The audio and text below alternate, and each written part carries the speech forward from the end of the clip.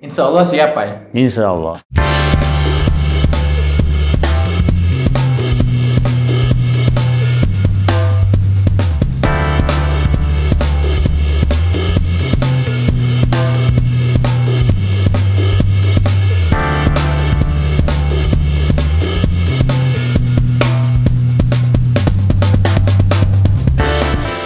Assalamualaikum warahmatullahi wabarakatuh. Apa kabar sahabat? Alhamdulillah kembali lagi di konten Sasak Bersahabat. Kali ini saya bersama salah satu tokoh pembangunan di Kabupaten Lombok Tengah, Bapak Dr. Haji Nursyah.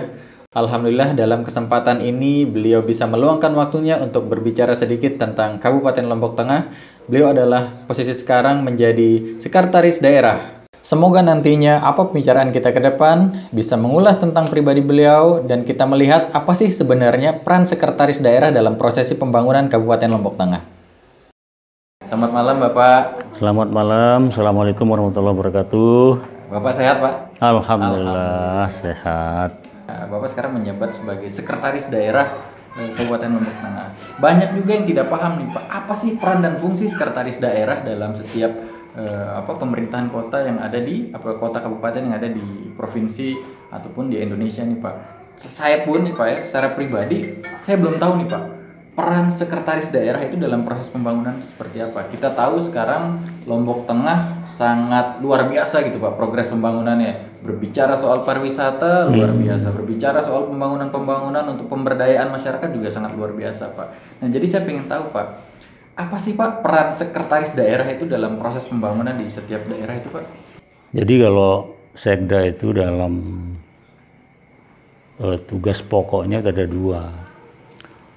Pertama, membantu kepala daerah dalam perumusan kebijakan.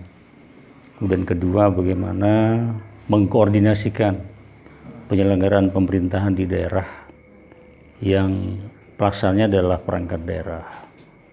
Nah, dengan tugas pokok itu, posisi sekda dalam pembangunan daerah tentu sebagai bagian dari birokrasi yang harus menjabarkan secara rinci apa yang telah menjadi visi misi bupati-bupati terpilih, tentu dalam hubungan menghasilkan program kegiatan. Nah, secara jenjang atau kerangka perencanaan, RPJMD merupakan dokumen perencanaan yang ditetapkan dengan peraturan daerah sebagai penjabaran visi misi bupati wakil bupati. Nah, dalam hal ini sekda berada di tengah-tengah perangkat daerah yang melaksanakan urusan pemerintah daerah. Jadi berbicara urusan pemerintah daerah itu sangat luas. Jadi ada urusan pilihan, ada urusan wajib, ada yang berkaitan dengan pelayanan dasar. Nah, di situ sekda berada di tengah-tengah dalam hal perumusan kebijakan, termasuk di dalam mengkoordinasikan. Jadi berbicara bagaimana dinas teknis dalam mengelola urusan katakanlah yang berkaitan dengan sektor kita, sekda ada di situ gitu bersama kepala dinas. Bagaimana perangkat daerah yang lain mengelola tugas-tugas penunjang, infrastruktur dan lain, sekda ada di situ bersama kepala dinas terkait. Termasuk bagaimana fungsi perencanaan, penganggaran dan pengawasan. Jadi sekda juga di situ bersama UPD terkait dalam tugas perencanaan, penganggaran termasuk pengawasan. Intinya bahwa sekda di dalam mewujudkan tujuan pembangunan daerah yang telah disepakati oleh kepala daerah RPJMD itu sangat menentukan sekali di dalam gerak koordinasi. Jadi apa yang telah direncanakan kemudian dilaksanakan, ada pengawasan. Nah, jadi bagaimana pelaksanaan apa yang telah direncanakan itu diawasi. Nah, sekda juga berada di situ dalam manajemen pemerintah daerah, tentu untuk mewujudkan tujuan pembangunan daerah. Baik. Waduh, saya juga baru paham nih Pak. Itu ternyata banyak juga Pak perannya Pak dalam mencetus suatu program gitu Pak. Ternyata PR Bapak berat juga ya Pak. Tapi alhamdulillah ya berat sekali. Berjalan dengan baik ya Pak. Alhamdulillah. Terus saya juga baru dengerin Pak, selamat Pak karena gelar doktornya Pak. Waduh. Alhamdulillah. Pak, kalau boleh tahu dulu apa Bapak pertama Pak dalam sekolah itu di mana Pak? SD itu di mana? SMP di mana Pak? SMA di mana? Sampai gelar terakhir dokter bagaimana Pak? Boleh cerita sedikit nggak Pak soal itu Pak? Jadi kalau perjalanan pendidikan saya, nah tentu merangkak dari bawah, dari SD, SMP, SMA, kemudian mulai ke perguruan tinggi APDN Mataram. Nah ini mulai APDN Mataram itu langsung memang ditanggung oleh pemerintah daerah. Kemudian merangkak ke S1 ke LAN Bandung juga ditanggung oleh Pemda. Di Bandung juga Pak? Sama, Di Pak. Bandung. Di Bandung, saya di Bandung juga, Pak. Nah kemudian pulang dari Bandung kan sudah mulai karir itu di Selon 5B dulu itu ya, Selon terendah. Iya. Nah kemudian saya dipercayakan untuk ada peningkatan skill keuangan daerah. Ke Padang ada kursus keuangan daerah. Khusus ya Pak. Nah saya ikut di sana dan alhamdulillah menjadi tiket untuk bisa seleksi S2 ke UGM. UGM. Itu juga biaya dari Kemendagri dulu. Kemendagri, dari Pak. Kemendagri itu biayanya. Nah setelah S2, nah merasakan bahwa kebutuhan wawasan kita selaku birokrat tidak cukup sampai di situ. Betul. Karena seiring dengan perkembangan zaman, tantangan Lombok Tengah lebih-lebih sebagai daerah wisata yang sangat dinamis, itu saya berpikir, wah ini tidak cukup sampai S2 gitu. Iya.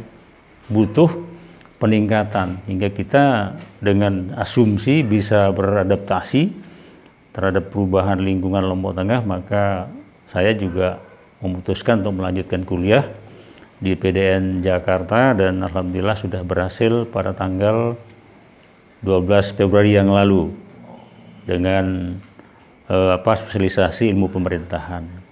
Tentu kalau saya pribadi sih kemampuan saya tentu tidak hebat, tapi ya bagaimana apa yang kita miliki sebagai kekurangan tentu ada pihak lain.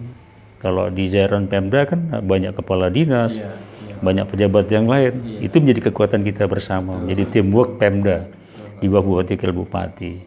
Nah itu sehingga kalau secara formal pendidikan seperti ini tentu bukan hal yang luar biasa, bukan hal yang segala-galanya. Tapi itu akan menjadi pijakan formal kita di dalam mengajak seluruh perangkat daerah untuk bersama-sama mewujudkan kegiatan aktivitas pembangunan dalam rangka meningkatkan kualitas pelayanan masyarakat. Sahabat mungkin sudah mengetahui profil beliau ya. Yang pertama, beliau ini adalah salah satu tokoh pembangunan di Kabupaten Lombok Tengah. Beliau sekarang menjadi sekretaris daerah di Kabupaten Lombok Tengah. Saya dalam beberapa waktu minggu-minggu ini Pak, Bapak itu lagi viral-viralnya Pak di media sosial, media sosial, sorry. Bapak digadang-gadangkan menjadi salah satu wakil calon bupati di Kabupaten Lombok Tengah Pak. Sebenarnya tanggapan Bapak seperti apa sih Pak? Kalau misalkan nih Pak, nanti Bapak memang benar, nah, gitu Pak. Saya pengen tahu nih Pak, jawaban dari Bapak nih Pak.